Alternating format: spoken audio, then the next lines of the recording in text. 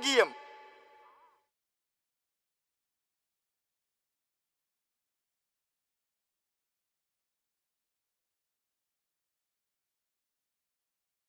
I'm just going to go into that you see, like when you mentioned about people like in the music industry, they've got the big house and they're buying 10 cars and they don't drive it. Isn't that a form of insanity? Isn't that a form of some sort of mental like breakdown? Don't believe that is depression. But remember, it's coping mechanisms.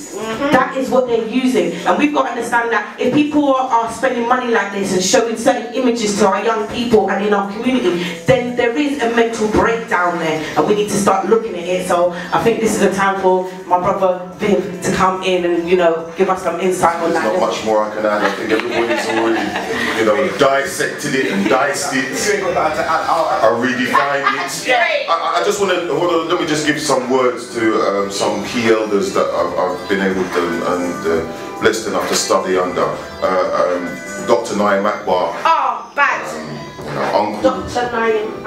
Dr. Naim Akbar, you know, human individuals, elders, champions, revolutionaries like Wade Nobles sat down and they redefined what mental health means for us as black people, because the original paradigm didn't belong to us. In fact, it was created to oppress us, to subjugate us and alienate us from ourselves.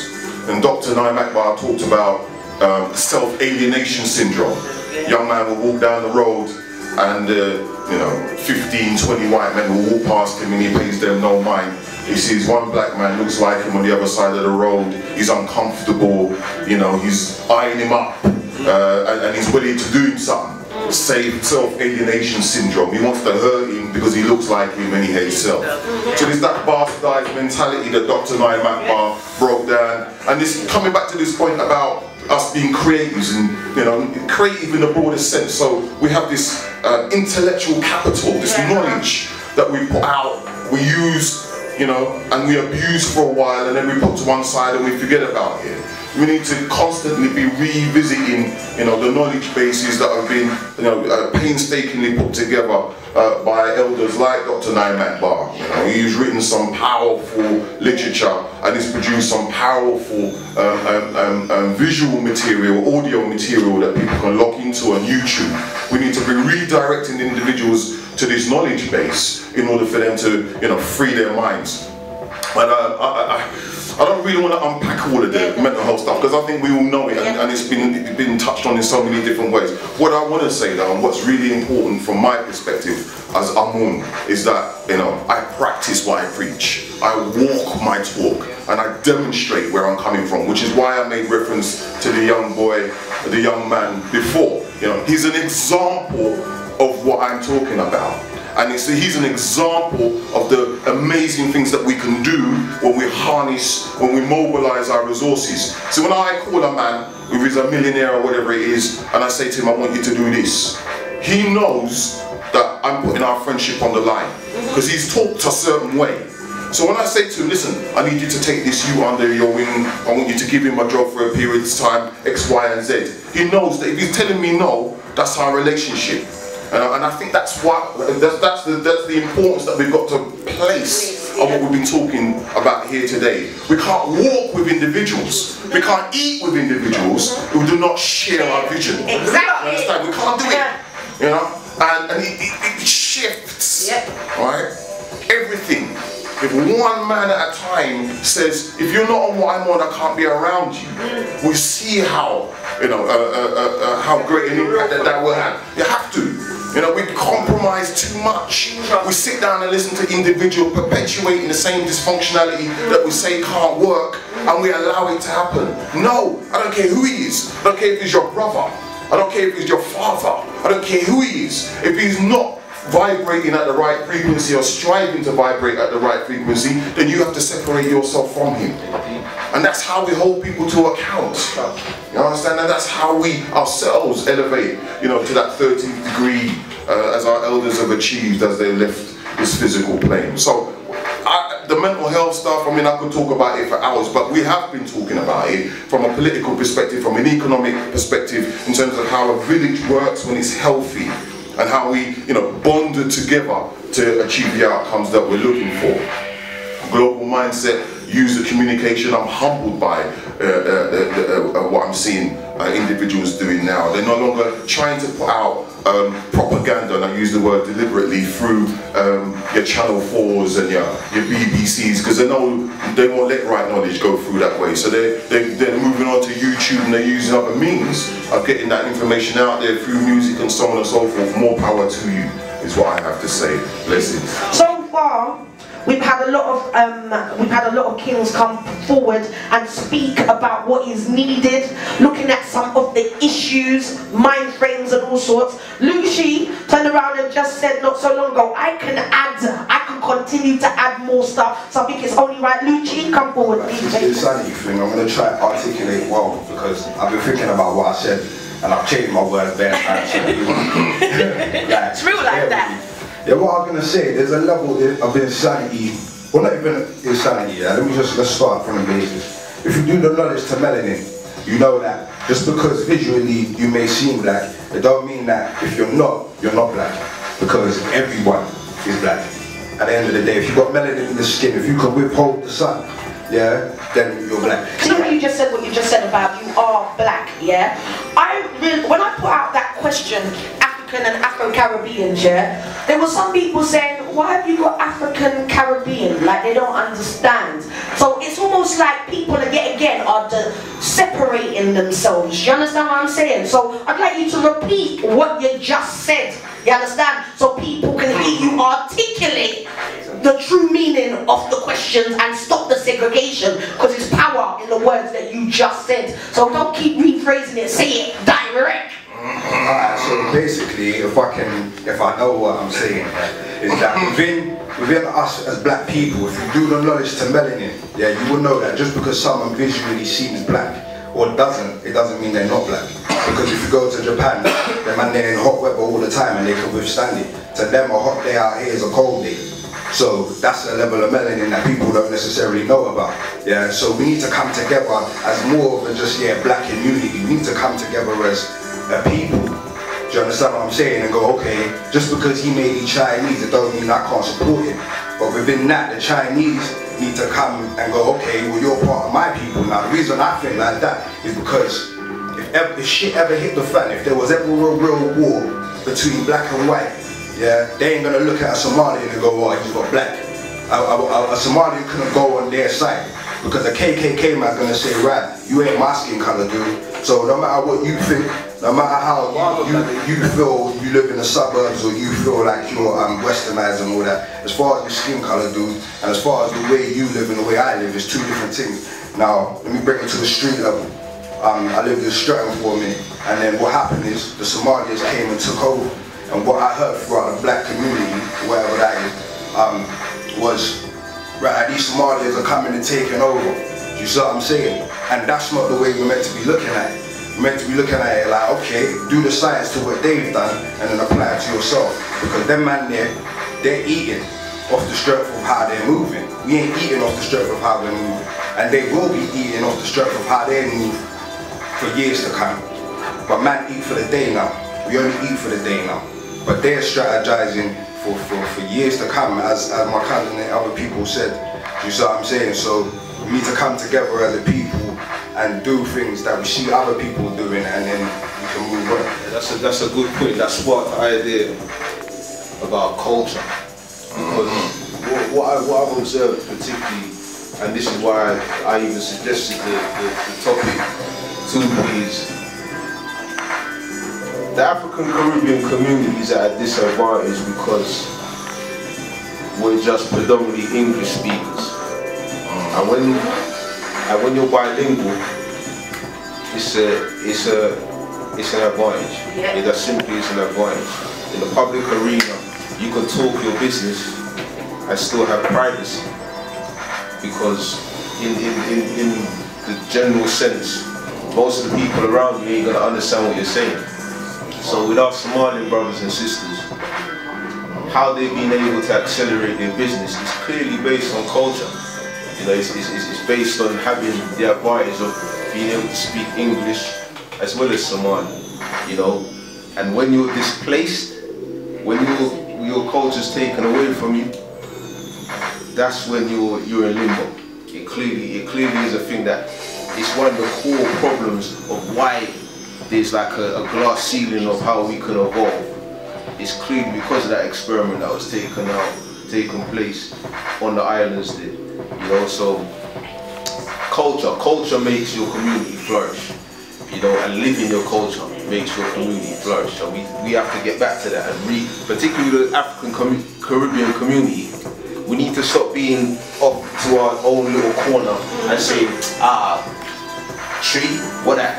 Somali, what that? Yeah. Island and thing there. Nah, that's some idiot. That's some basic mentality that shows you ain't got no culture. That's all that shows, because a Caucasian woman or man will go and learn these cultures before you, then learn your landscapes, and then come and sell you something that you may not need, you know, or sell you something that you do need, but then that puts them in an advantageous position. You're just going around and walking around as a legitimate lost tribe and still not wanting to rectify that. Change is good.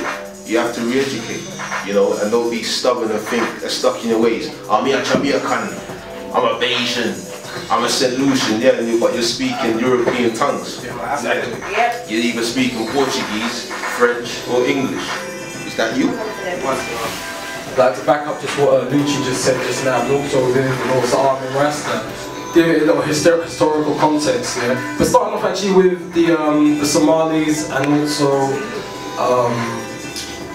what was the community you mentioned? Somalis and sorry? Yeah, these are really, the Bangladeshis, yeah. Two of the most marginalised communities in this country, if you sort of believe the mainstream media, totally at the bottom of the totem pole. But you see they've risen up because of, for right or for wrong, because of that segregation. They've had to work with each other because they saw the writing on the wall. They're not worried about if they're black or black enough, do you know what I mean? They speak their same language, yeah? And they keep all their economics, their real financial base together. There is definitely something to be learned by observing how they worked. On a strategic level, yeah, you saw how the British came into China 200 years ago, how the Chinese man just totally smoked out on their opium, because that was the way they were able to kind of suppress those people. The Japanese, they saw the British coming, and what they did, they done a little kind of like, horse of Troy kind of trick on them. They kind of let the British think, yeah, you come and teach us something. British came, taught them their skills, a little bit about their industry, and that was the strategy the Japanese used to keep the British at bay. And once they reached a certain tipping point, then they started selling back to the Brits and the wider Western world. So this is something that we have to notice, because they play the same trick over and over again. And going further, earlier on Viv mentioned the word pigs. Pigs has been gone into like the financial lexicon recently, looking at Portugal, Ireland, Greece and Spain. Like, if you're watching news, you can see these are basket head cases in terms of finance. But look carefully how a lot of Portuguese have started going to African nations, or at least nations that Africans built, like Brazil and their former colony Angola, because there's no jobs there. So these white European people can see their own domain, their own Christendom is falling down, and they have to go to places that we crave, or we come from the source here. What does that say to us? So what? Yeah, can I just touch on the little point? Because the balance, obviously, we should come as a human family, you know, they move together as a human, but there's a balance to that. Because in economics, no one is your friend. And that's the reality. In national economics, no one is your friend, unless you can provide the resources that they need. Other than that, they're gonna want you to be below them. Because what the problem is if Africans start to economically rise, then that means another nation has to go down. And if you continue to rise, that means nations keep on going down. That means we're on the top. So we have to understand that, and understand that that is the reason that even though obviously we work with everyone, we have to understand the segregated principles, not with any malice or hate for anyone, but for self-preservation, for survival for ourselves and for the next generation. Because like we know, we can't stop the poverty, we can't stop the crime until we stop the poverty. And I'm going to end it like this. industries and institutions. That's something Umar Johnson hit on. Industries and institutions. Once you've got industries, then you're bringing in the income. You build institutions and you can teach the next generation. This ain't about our generation, it's about the next generation coming through with a higher mind state and having all the businesses set. Like the sister's daughter, like all of the children, like your child already got their business money. I came with the same mind state. You know the ones that by the time they're 10 they're gonna have the same thing. You know the ones that we're all coming with that same mindset in order to make the next generation. Right. Just say I'm 25 years old, innit? So if there's people that's young listening to this, I've been saving for the last 5 years for my children. You know what I'm saying? So I've been thinking on a certain level for a long time. So don't think you've got to be over 35 to be listening to this and put it into action. You understand what I'm saying? And number 2, add me on Facebook, LUCC. EBMP. You get me, man, go Facebook, EBM and all them things there. So get at me and listen to my true SoundCloud. Just type in Supremeson. Yeah man, I am Ahmun, Rasta, Fire Bingy. I'm 20 years old, see what I'm saying, going strong and not stopping, so watch out, you know the ones there, car. I got people around me as well, trust me, we got people around me, we got family, we're talking about productions, we're working on that, we're working on everything, we're working on it holistically, you know what I'm saying, because we realise that we have all the resources within our community, we just need to organise and centralise them and we will rise. It's finished like that. So Marcus Garvey saying, every student of political science, every student of economics knows that the race can only be saved through a solid industrial foundation. That the race can only be saved through political independence. Take away industry from a race. Take away political freedom from a race and you have a group of slaves. So what we're saying in order for us to liberate ourselves, revolution doesn't have to be no big bloody war. A side of the revolution is just to build industries and institutions. And let me just finish on this. The problem is, we will talk about it on a CD. We'll come for the debates and the lectures. We'll get the locks. I'll have the red, black and green. I'll conversate. I'll have 20,000 followers on Twitter. I'll have statuses on Facebook. But we don't want to put our money where our mouth is. An ancient elder told me one time, you don't have to tell me what you love. You tell me where you spend your time and your money and I'll tell you what you love. So we have to go to the mind state of putting our time and our money for the liberation of our nation, not just for our sake, but for the next generation. Whoa! Gika, what's that move you do when you're coming like, this time I'm hot? Woo! So one of those ones. Viv, you wanted to quickly just say something before we just sign out. Very quick. Very quickly, you can find me on the internet with Ahmun. Homework, Dr. Naim Akbar, Dr. Wade Nobles, mental health, Sheikh Anti-Diop, right? Take it to the root. These are cornerstone knowledge bases. Visit that. And I want to end by saying, as I said, we're fighting a by-election in North Croydon. For our young people, join us. You know, walk, don't just talk. And then the last thing I want to say, the very, very last thing, is to the brothers. This is the mental health note. Stop abusing your sisters. Stop abusing your sisters. Thank you. It's only right, yeah. It's really bad timekeeping. But look at that. We could go on and on and on and on. But you know what? I'm gonna say you have to follow. Follow at Marcus_explains.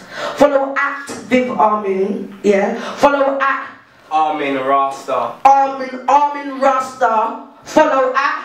There's no at, just Facebook. Facebook is on the Facebook. Lucci. LUCCHI and then space SUPREMESON.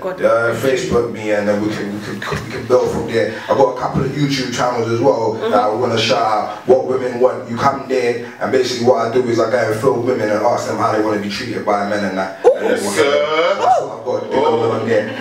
But with that link, I need to be on that one. Check it out, because it ain't got that many views. You'd have to come to me for it. You couldn't type it in. So if you want to know about that, then get at me. I've got a new episode coming soon with my brethren, Trey Trizzy, free Trey Trizzy. Unfortunately, I got another one where it's like an SBTV thing, but that is what it is. And then you got a next one. I got like this little thing called Lucci talking shit. Excuse my language, but that's what it is. And then I got my own opinion show there. So come and get me, talk to me, and go.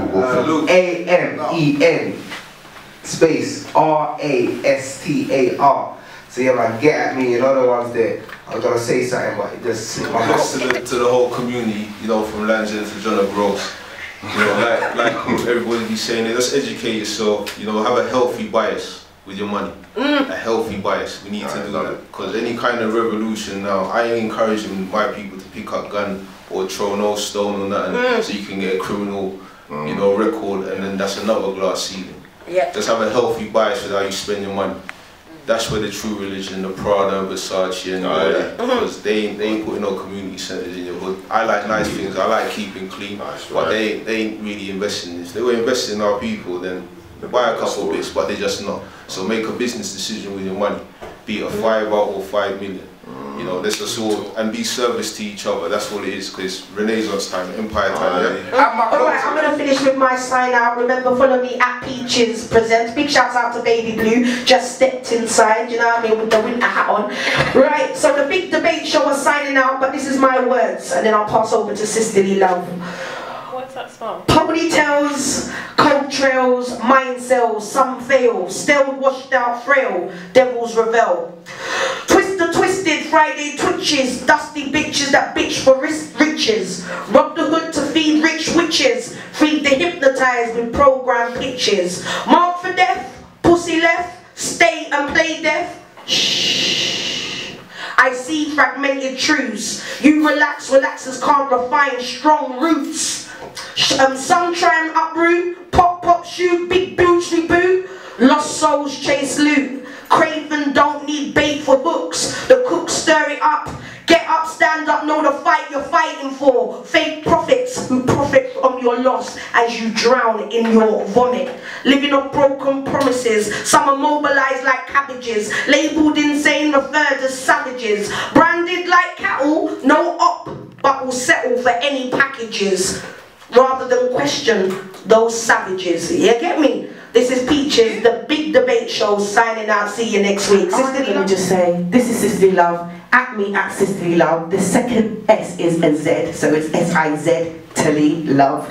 And I'm just going to end with, economics shapes the world as people, and economics shapes our world and the people's country become wealthy by buying and selling the activities that are vital to survival and success, showing the true thought process of human behavior. So please start thinking about how you do what shapes the world. Good. I mean, big Peaches with a spoken word at the end.